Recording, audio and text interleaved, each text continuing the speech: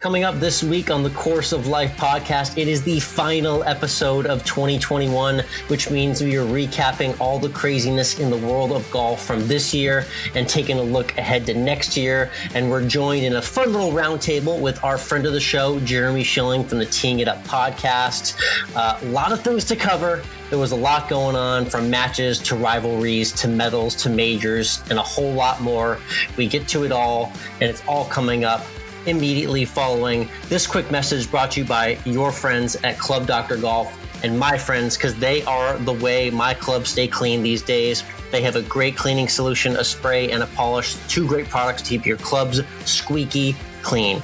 Clean clubs improve club performance, ball spin, ball speed, control, and just give you a little bit of a better attitude towards each shot. So why not bring your club back to life and restore their original shine with Club Doctor? It's even Amazon's choice for golf club polish. So if you're clean, you're a neat freak, you like to be clean, you like to keep clean clubs, you like that feeling of clean clubs, go to clubdoctorgolf.com, use promo code COL for 15% off. Again, promo code COL for 15% off any purchase at clubdoctorgolf.com.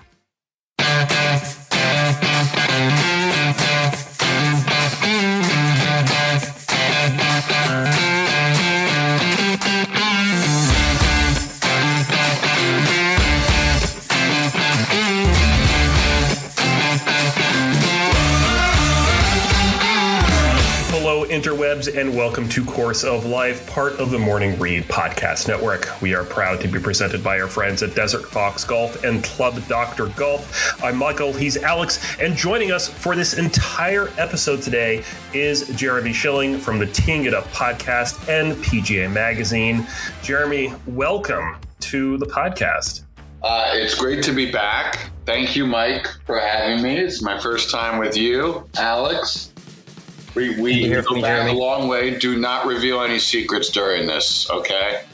Will not. This will all be headlines and fun. Looking forward to recapping the year with you. I know you stay on top of golf headlines regularly on social media as well, too. So it's good to have you for this episode, recapping all the craziness of 2021. And we'll definitely look forward to next year as well, too. Yes, if you would like to talk about Seamus Power at the Barbasol, I'm right here for you.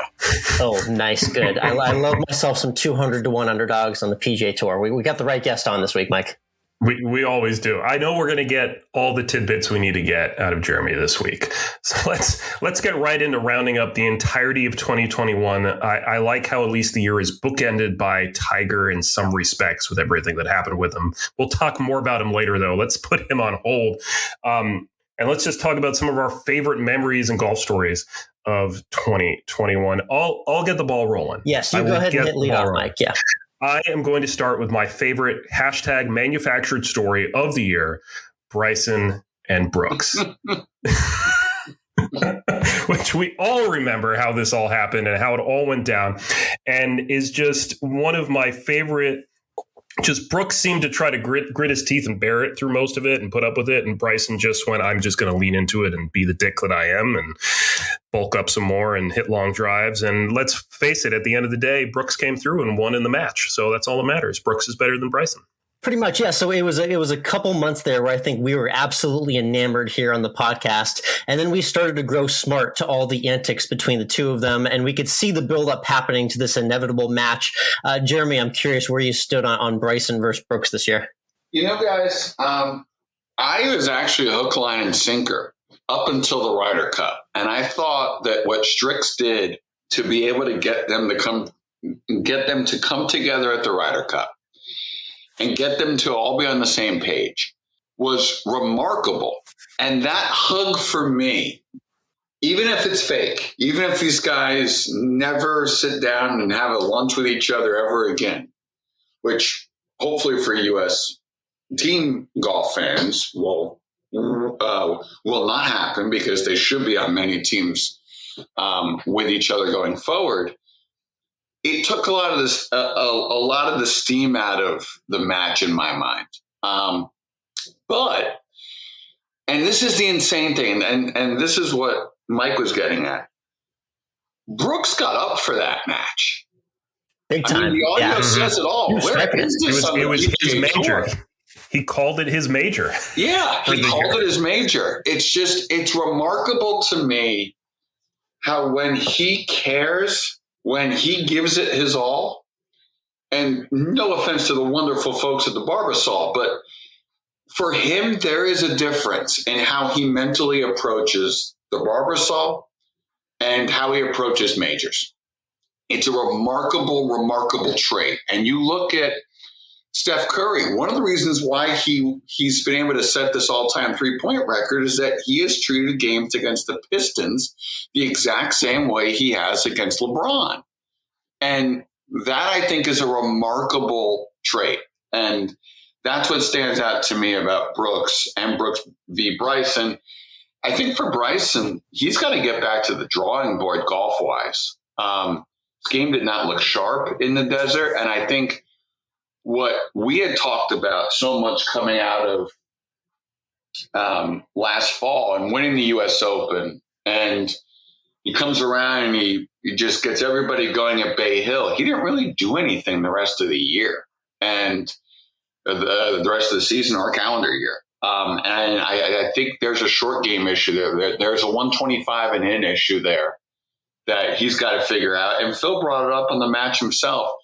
Same length shafts and bunker shots are not going to be Bryson's friend, and that exposed itself in the match.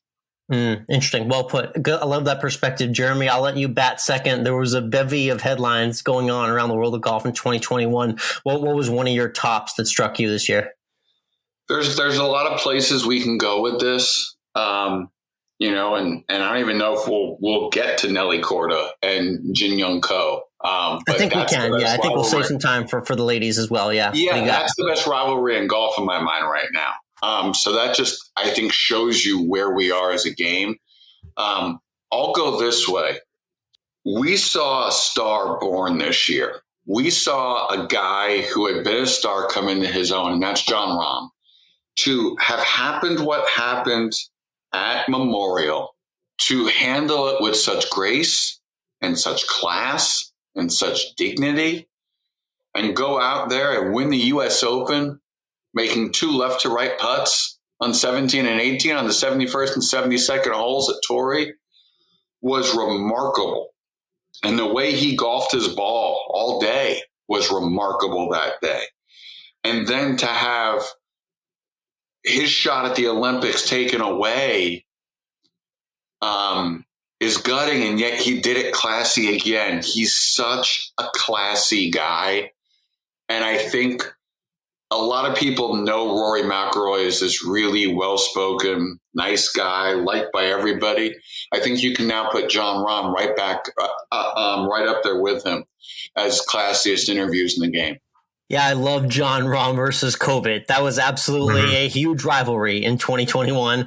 That headline and the look on his face when he was about to win Memorial and romp that field and it got taken away because of his positive test was quite a headline that resonated past golf and past sports and just into world news. He avenged it amazingly, like you said, at Torrey Pines. And then, the word classy with Jon Rahm, I wouldn't have normally put that word with him. He always came across as a very fiery guy that sometimes back in the day seemed more out of immaturity, but a lot of that has really shined through, and we've seen the true Rahm in recent form. And to be able to avenge the positive COVID test the way he did at Torrey was definitely a big time FU headline for the world of golf in 2021. And I think too is that he became a dad this year too. And he did, yeah. That, none of what we just mentioned may be the headline of his year. It may be becoming a dad. And I just think, and I don't know about you, Mike, if you had the same reaction. I know Alex did because he and I talked about it. I'm one of those degenerates that watches until the end of telecasts that are already over for no reason. Yes, love that. And I'm sitting there on that Saturday watching Rahm putt out, and for anybody out there who's a broadcast junkie, a TV junkie, go Google how Jim Nantz handled that, because that was so classy. And somebody in the truck calling him off of that sign off and saying, hold on a second, he's just been told something that's got him on his knees. that is the moment. Him on his knees and the way CBS handled that is what I will remember from that part of the Rahm story more than anything else. Love that. Yeah, good little broadcast angle there. Appreciate that, Jeremy. Yeah, it certainly was a heartbreaking moment to see on TV, and I think Jon Rahm's ability to overcome COVID and then win was so incredible to see. And what I said on the podcast back then when it happened again, though, was like, how does he get it twice? How did he get it twice, though? It's unbelievable. Bad luck, man. Just real bad luck. But hey, fortunately, he got it back. How does Tiger survive all these accidents and still have his hands? I know. What a world, huh? Yeah, that's crazy. And one I want to bring up, because you did mention it briefly, is let's talk about the ladies now. We affectionately dubbed the LPGA Tour the Korda Tour on the podcast in 2021 because both sisters were absolutely firing on all cylinders. Jessica had kind of amazing renaissance in her career, and younger sister Nelly ascends all the way to world number one. Multiple wins, both sisters. Jessica got married, the whole 9 yards. Talk to me, Jeremy, about your thoughts on those sisters and kind of how they've affected the landscape of American golf and the significance of that rivalry with Jin Young Ko, like you mentioned a little while ago, for the lady golf fans out there. I think, and I don't know about you guys, but I think it's the fact that she's the gold medalist that cuts through. And that's not to make any of her other victories, it's not to diminish any of them. Because, winning her first major at the women's LPGA is a really significant thing to have happen. But when you win gold medal as number one in the world, when everybody looks at you as the favorite, and we talked about this 2 years ago with Jennifer Kupcho and the pressure Jennifer Kupcho was under at the Augusta National Women's Amateur is the number one ranked amateur in the world. And for Nelly to go in there, get the job done, in Tokyo with all the pressure that was under her was just absolutely remarkable. The poise, I can't say enough about what I saw from Nelly Korda, and it's a game that's going to last.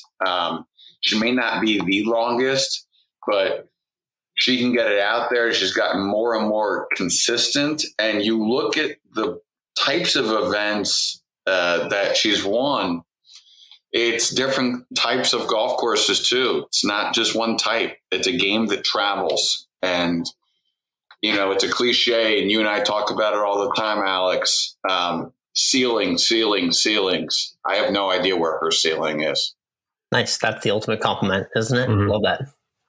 The question I have, and Jeremy, maybe you can help with this too, and we've been asking for this and begging for this. We asked for it at the Olympics.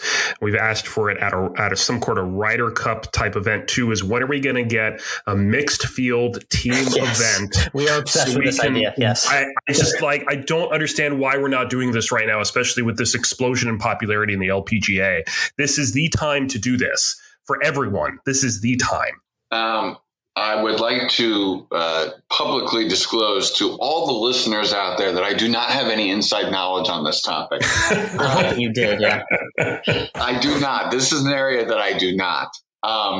What I will say is that I feel like right now the PGA Tour got so laser focused on the breakaway tours that a lot of other stuff kind of fell to the wayside. And meanwhile, the LPGA had their transition in their leadership.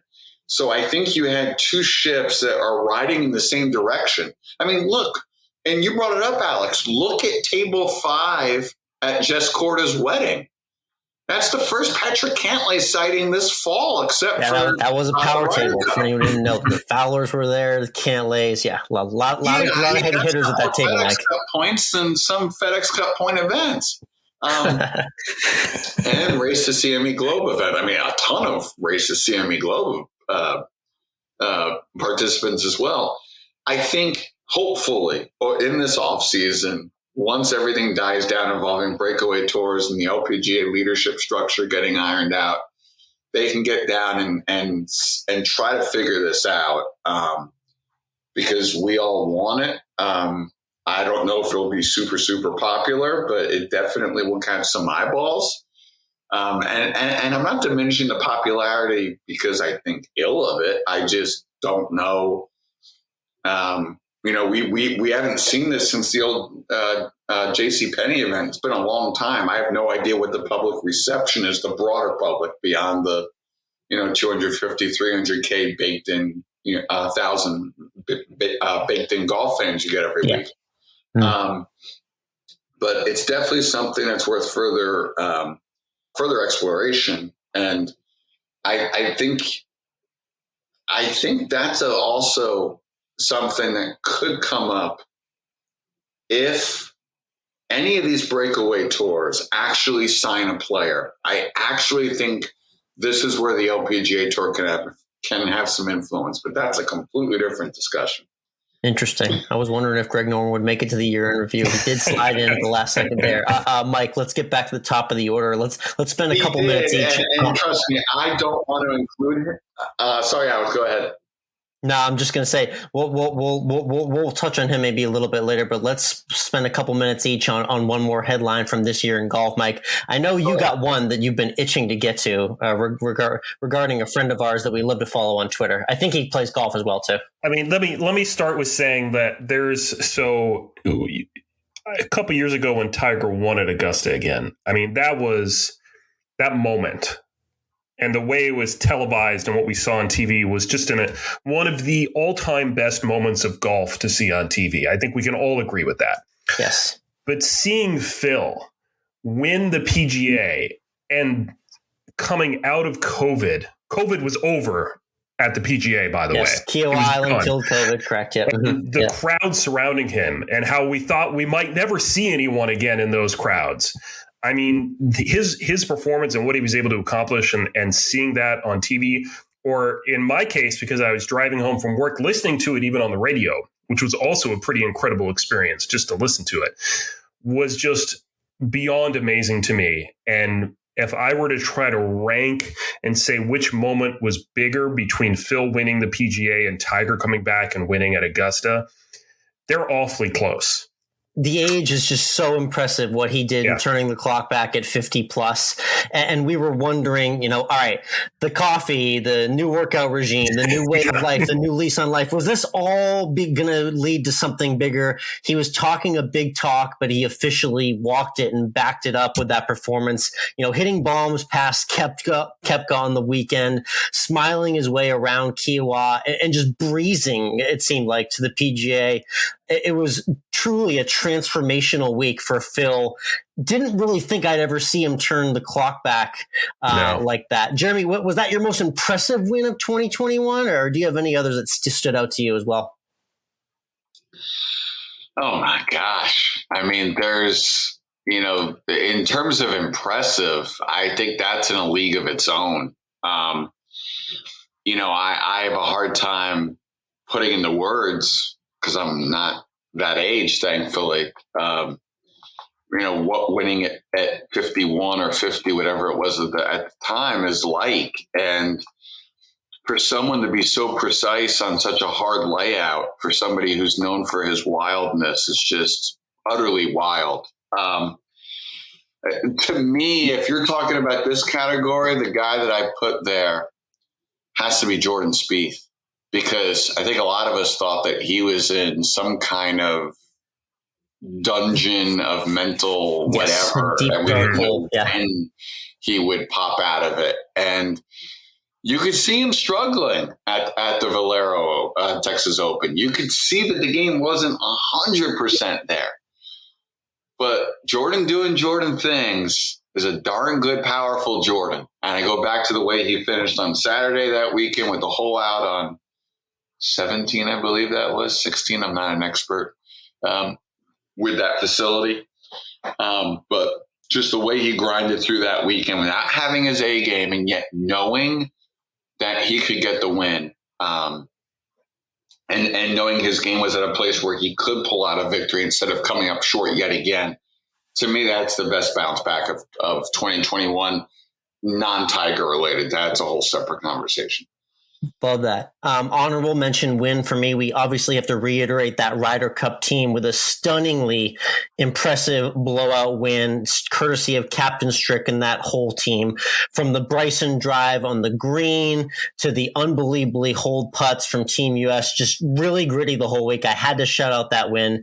Definitely a highlight and something we hadn't seen in a long time. So that was great to see from my perspective. Not only have we not seen it, Alex, but we bet against Team USA. Yeah, that's what we had to do. I was about to say, unfortunately, we had to root against our own country for that to happen, but it was great to see the U.S. roll. Worth it. You had to root against your own country.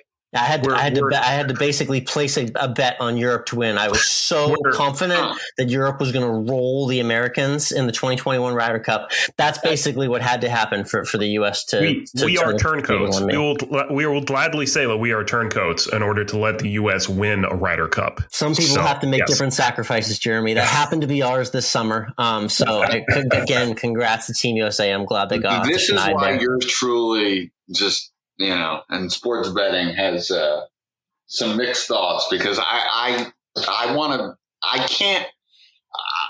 jealous of people like you that can divorce that and then your love of team, player, country, whatever it is. I can't do that for a Patriots or Celtics game. It's funny you mentioned that. So I won't bet against those teams. But for some reason in this moment, I was just so confident that the U.S. team was not going to show up. Why did anyone think there was going to be the chemistry for them to show up the way they did? And they proved me wrong from start to finish. So that was an awesome headline for me to see. Jeremy, I'll throw it to you for one more headline, and then we'll get to our honorable mentions. Yeah. I want to give a shout out to one of the moments of the year that a lot of people forgot about, but then it linked to three other moments. Eric Lytle. I just went frantically looking for his name. I can't find it. I believe his last name is Lytle. He is the CBS 18th Tower cameraman. Okay. Who got probably the shot of the year, which was Hideki Matsuyama's caddy bowing in that traditional form of saying thank you after he holes out on 18 to win the Masters. That was very classy. I love that. Yeah. And you saw it at the Augusta National Women's Amateur. You saw it at the Asian Pacific Amateur Champion. And kudos to Seller Shai, who is producing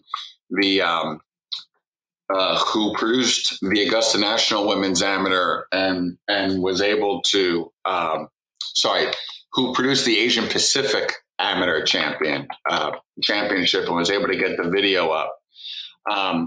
But there's this side-by-side beautiful view that I highly recommend everybody look at on Twitter by Nikita Nakajima. It just the reverence that they have, and that moment that, as Jim Nance said in an interview afterwards, was not caught by a cameraman. There is one picture of that. There is one source, and that is the camera from Eric Lytle, who just because of the way he was thinking said, I think I should keep my camera focused on the 18th green until I see everybody at Matsuyama's party leave. And he catches what may be the best visual all year. Love that. Mike, I know you're into the camera work production. How about that nod for the production team right there from CBS? I think we all, a lot of times the casual fans and even the hardcore golf fans, we all forget just how talented these crews are out there, from the cameramen to the ones in the booth, and how good they are at their game and how they have the right judgment calls to do things like that. Very totally. Cool. And I would also like to the broadcast. Sorry, go ahead, Alex. Now let's get to honorable mentions right now. A couple more headlines for each of us, just 60 seconds each. I'll let Mike lead the way. Maybe a couple more headlines, stories, golfers that drew your attention this year. Mike, I'll let you lead off here. Well, I know that Xander and Nelly certainly took gold at the Olympics, but to me, the real story was silver medalist Slovakian Rory Sabatini. Ah, yes, of course. Yes. You were enamored with this story. I mean, yes, Phil came back and won a major, but Rory Sabatini changed countries and won the silver medal at the Olympics. Nice. Good stuff. What else you got? I'll also throw one more out because we always love talking about him on this podcast. Kevin Na, walking him in. He bookended his year winning in Hawaii, winning at the QBE shootout. I might have more to say about him after the break. Oh, nice tease. Well done there. Okay, I'll throw a couple more in there. The first one being Bryson. We talked about him earlier, but I'm going to shout out our friends of the podcast, the long drivers, who had a big jump from Bryson's participation out in the desert. That experience with our friends Josh Koch, Wes Patterson, and everyone else out there was really unique. It was cool to see Bryson take that time and bring his presence to a long drive event, and that was neat to see for the sport, which I'm going to see a lot more of next year. And the other honorable mention, I got to give a shout out to my true GOAT in women's golf, Annika Sorenstam, casually making the cut at an LPGA event at age 50 after a 13-year layoff. That takes some serious guts, hopping back out there and playing the full week on the LPGA Tour. So shout out to Annika. She can still get it done. Those are my honorable mentions. And goes and wins the U.S. Senior Women's Open several months later. I mean, with ease. True, She boat raced that one, I think. Yeah. She did. We haven't mentioned Patrick Cantlay's name. There's a lot of top golfers in the world we haven't even got to. That's how busy the year's been. Colin Morikawa won a major. We haven't mentioned him. That's true, he did. Dustin Johnson got a win in Saudi Arabia. Hasn't been heard from. Oh, yes, Saudi Arabia, yes. And number 4, I'll just say this. The run of playoffs that the PGA Tour had in the middle of the summer. That was so weird. Thank you for reminding us about that. God. And the ridiculous lengths that they went to. There are some members of the CBS team, including Amanda Balionis, Frank Nobilo, and Colt Knost, who were traveling to all those events. They're on a string, if you include the Asian Pacific Amateur Championship, of like 5 straight playoffs, 4 of which went like 5 holes or like 3 holes or more. Some insane streak that some members of the CBS golf team are on. That run of playoffs, that run of just bizarre golf. Who can remember Harrison Kramer from Hartford and how some of those putts didn't go in for Kramer, how some of them finally did for Harris. You go 8 holes, 15 pars, 1 birdie. You can't make that up. That was the most that delayed podcast taping, I believe, Mike, if you remember. Yeah, That went late into the night. Love it. Yeah. That was the most entertaining 15 par, 1 birdie playoff you will ever see. Very cool. Awesome. That's a wrap on some cool headlines from 2021. But there is more to get to. We didn't talk about a big cat. We'll get to him in a moment. Another question regarding 2022 and our bold predictions. But first, Mike, let's throw it your way for a quick word from our pals at Desert Fox Golf. That's right. The holiday season may be over at this point, but you got a little spending money in your pocket because someone must have given you, I don't know, $20 That's or right. something. You always get the aunt and the grandpa, the cousin who handed you a bill, right? There's got to be someone that did that. And if you were so unlucky that no one got you a Desert Fox phone caddy, then now's the time to go get one for yourself because this thing is great. It straps right onto the side of your golf cart. It holds your phone right there so you can use it all day long. Check TikTok, check Twitter, Instagram, check the scores on the PGA Tour, the LPGA Tour, listen to music, do everything you need to do, and that phone is safely locked into the side of your cart. And we can save you 10%, so you can have a little extra money in your pocket when you use the promo code Course of Life. You can get a phone caddy in any number of colors, plus one from their patriotic line, and show your support. So head on over to their website. It's desertfoxgolf.com, and you can get your phone caddy for 10% off with the promo code Course of Life. Again, that's promo code Course of Life at desertfoxgolf.com.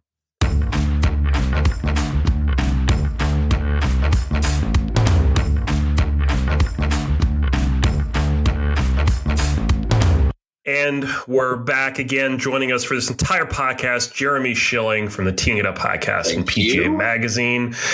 We're back now. We've recapped everything in 2021. Before we really talk about 2022, let's talk about someone we didn't talk about, and that's Tiger Woods. Yes. In case we forgot, he almost had his leg cut off, and then he played 9 months later. Yeah, what a whirlwind year for Tiger. Obviously, we briefly saw him in January before he had the crazy, crazy accident. We don't need to get into all the details of that. Everyone knows what happened there. The timeline that we were all watching was then his recovery. We're humans, we're golf fans, and we've loved Tiger our entire life. We figured there would be some sort of recovery and we might see him swing a club, but we weren't exactly sure how long out that was going to be. And then the fall hit and he started walking, and then he started putting, chipping, and hitting, and lo and behold, he finishes the year playing with his son in the father-son. So Jeremy, with that being the stage, what do you think, as our resident Tiger reporter, what do you think we're going to see out of Tiger Woods in, say, maybe the next 3 to 6 months to start off 2022? You know what's interesting, Mike, when you ask that, I don't give a shit about his golf.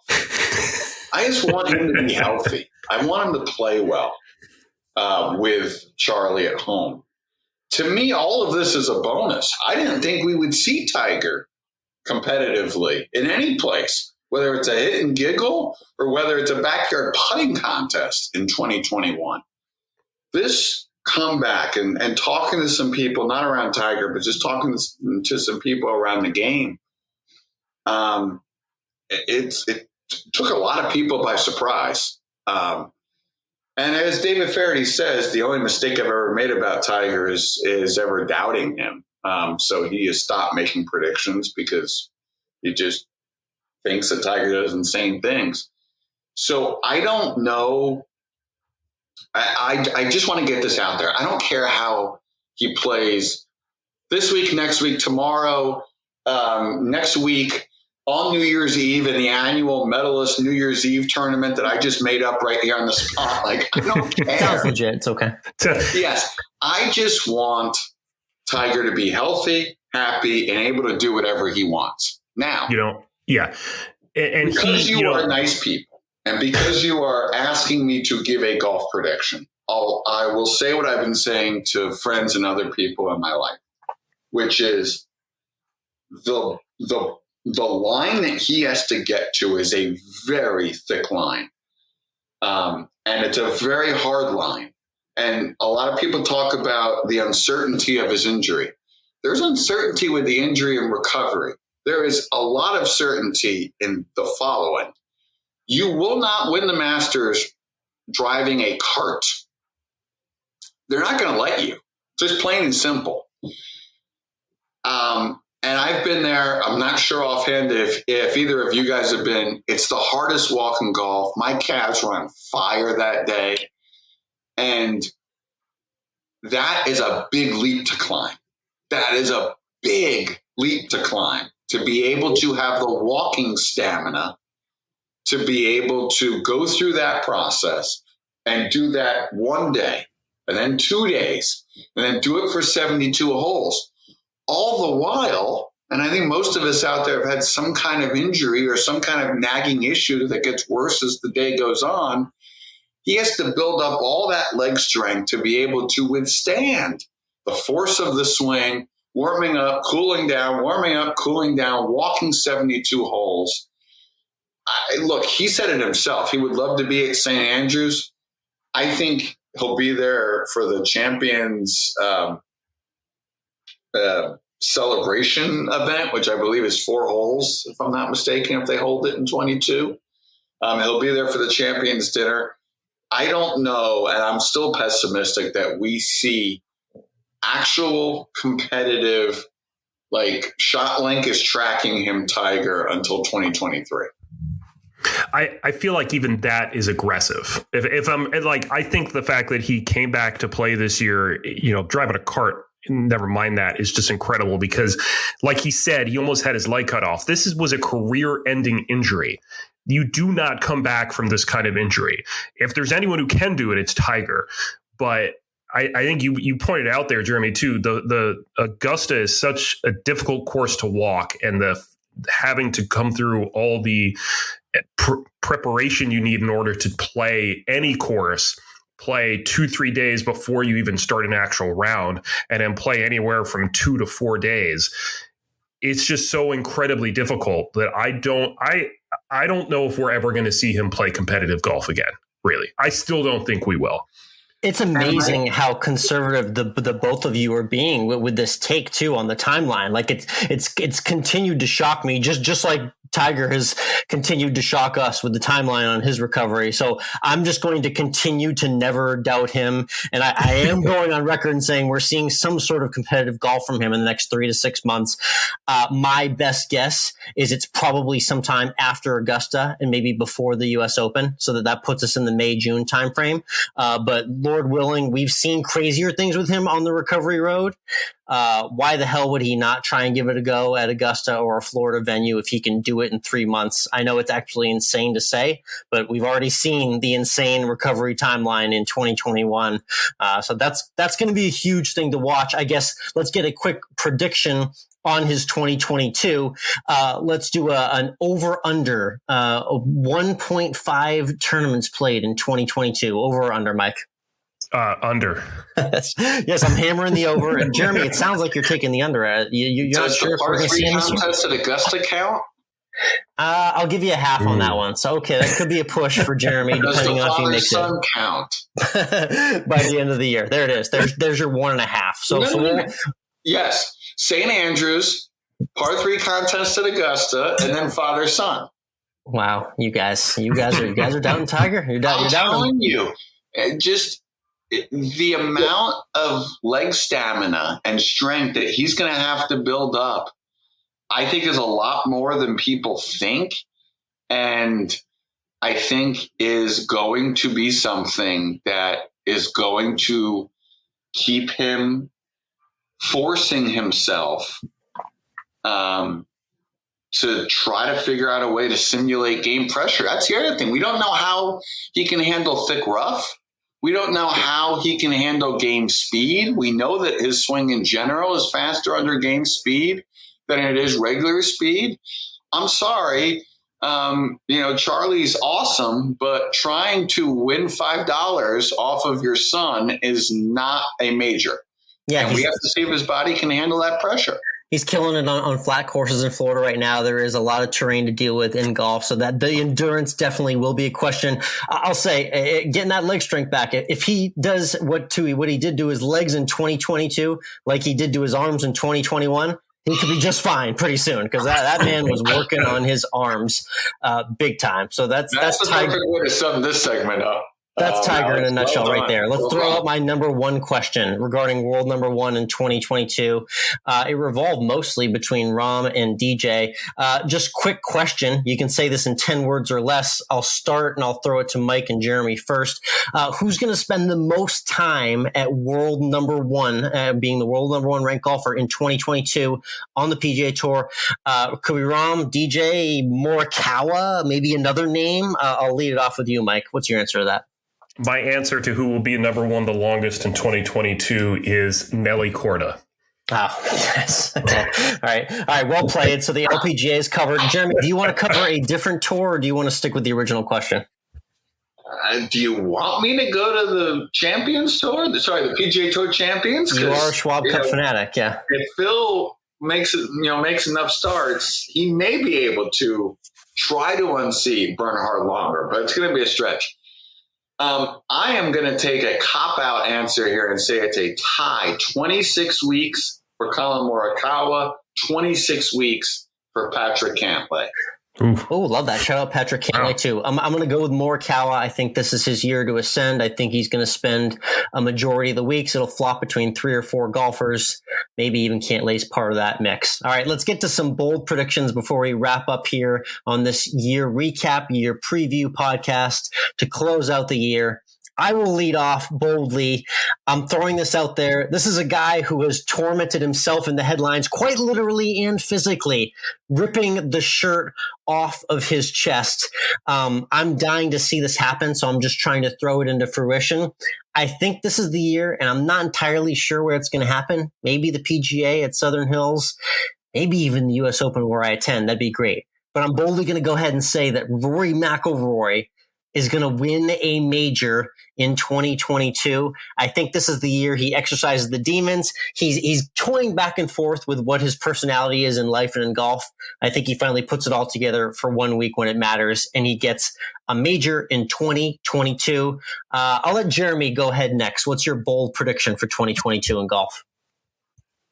Jason Kokrak is the only player that goes to a breakaway tour and subsequently gets banned. He's the only one. Interesting. Nothing against Jason Kokrak. Just if you look at him being sponsored by Golf Saudi, him and Dustin Johnson have long been pegged as the two guys most likely to go. So I think DJ stays, and I think Kokrak goes. Will Zalatoris getting a win is like the most not hot take, so I'm going to go with this hot take. Rob McIntyre either wins a major or comes just short. Oh, yes, Lefty Bob. I saw him at the match play. What a fiery fellow he is. That could be an interesting play. Lefty, as you said, has a lot of emotion, and I think you can try to analyze a bunch of different ways the mistakes that the European Ryder Cup squad made, but he was not on it, and I think he's going to use that as inspiration. I love that. Mike, real quick before your bold prediction, are you watching a Greg Norman run tournament with Jason Kokrak and a bunch of other golfers you've never heard of before? Does that entice you, or are you going to need a little bit more to be entertained there?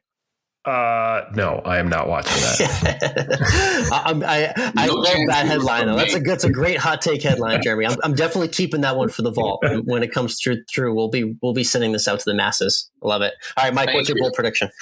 My bold prediction involves Jason Kokrak's playing partner at the QBE shootout just earlier in December. And that, of course, would be Kevin Na, one of my favorite golfers on tour. We say this every time he pops back in the spotlight. He's one of my favorite golfers on tour. And I'm going to be really bold here and say that after a T13 in 2020 and a T12 in 2021, Kevin Na is going to win the Masters. Oh, man, and he's picking the major as well, too. I am. Well, we love betting him around that lovely 100 or 150 to 1 spot in these majors. So maybe we can wish that into fruition. Very cool. I mean, so Jeremy, looking ahead, we got, obviously the Masters April, PGA Southern Hills. I'm trying to get myself to the U.S. Open at the Country Club in Brookline, Massachusetts, near where I grew up. And then we've got the Open Championship at St. Andrews. What's on your golf calendar outside the majors, Jeremy? You head to any tournaments? What are you looking forward to cover? What majors of those intrigue you the most? We'll see. Might have something in June that I'll be covering, not the U.S. Open. Okay. I can't go to Red Sox country. I'm sorry. Awesome. It's a pretty great calendar indeed coming up next year. I'll throw this one at you. Yeah. In terms of an event that I'm looking forward to. And I hate to go TV, but I'm going to go TV here. Remember, folks, the Farmers Insurance Open is a Saturday night Eastern time finish. Because of the AFC and NFC championships, a Saturday night in San Diego. And I believe the winner, if he plays in that event, or let me put it this way, Tommy Fleetwood will win his first appearance on the PGA Tour in 2022, wherever that winds up being.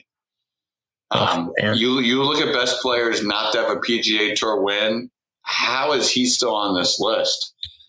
Yes, he doesn't play a full schedule, but his time's coming, and I think he's going to be I think he's going to get that big win. Love it. Good stuff indeed. Looking forward to all of those predictions, hopefully coming close or maybe to fruition. Who knows? It's going to be a great year ahead. That's pretty much a wrap here. As everyone's listening to this, they're ringing in the new year. I guess let's end with the real softball question for everyone right here. Did you or are you going to be staying up to midnight on New Year's Eve, Mike? Can you make it these days? I still can, but it takes a lot of willpower. I haven't done it for years. I have no reason to stay up and watch whoever the hell it is, whose name I'm completely forgetting and who I don't care about anyway. You don't want to watch Dua Lipa perform her hit single for the 14th time on television?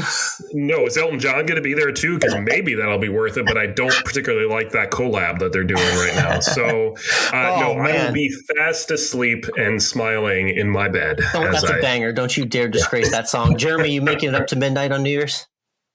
I'm going to do something that's going to get you guys you're going to love this ending. Oh, okay. I am going to make it up to the end for New Year's Eve. I will proudly be watching Dick Clark's New Year's Rockin' Eve with Ryan Seacrest, which I think is who Mike was getting at. That is. Yes, that is. Yes. Ryan Seacrest. Thank you. Having my mom's lasagna. It is the one day a year my mom makes lasagna. Any good lasagna makers out there know it takes a while, so my dinner is going to be a little delayed. That's the fuel to get me over the half hour, to get us to midnight, when I will proceed to send about 8,000 Happy New Year text messages. Nice. I think you might have the best New Year. I'm not going to lie. Dang. I'm feeling a little inferior, but that sounds like a great celebration. And you hashtag always end with food perfectly to put a wrap on this episode and our recap episode. Everyone have a Happy New Year out there. Jeremy, thank you for teeing it up with us on the Course of Life. Everyone tune into his podcast, teeing it up as well. Mike, you have a good New Year and Happy New Year out there to all our listeners as well. Have a good one.